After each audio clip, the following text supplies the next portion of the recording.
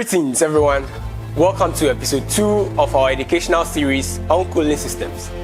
In this episode, we'll delve into the primary components of cooling system and explore the roles and functions of each. Today, we will focus on a selection of parts and reserve the discussion of the remaining components for the subsequent parts of this episode. The following parts of the cooling system will be discussed in this episode.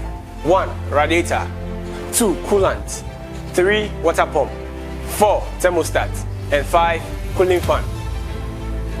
Radiator.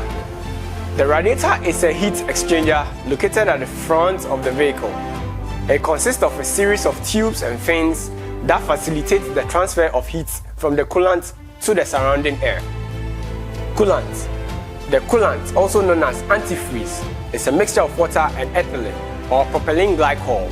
It circulates through the engine and absorbs heat, carrying it to the radiator for dissipation.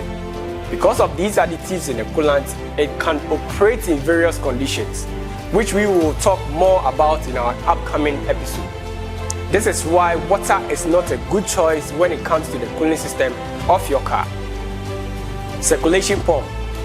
The circulating pump, or water pump, as most call it, is responsible for circulating the coolant throughout the cooling system.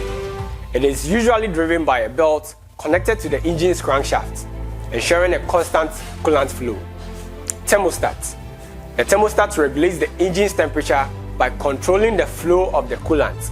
It remains closed when the engine is cold, allowing it to warm up quickly. Once the engine reaches the optimal operating temperature, the thermostat opens and allows coolant to flow. Cooling fans. Cooling fans are often mounted behind the radiator and are controlled by a computer known as the ECM, that's Electronic Control Module, or popularly known as control board.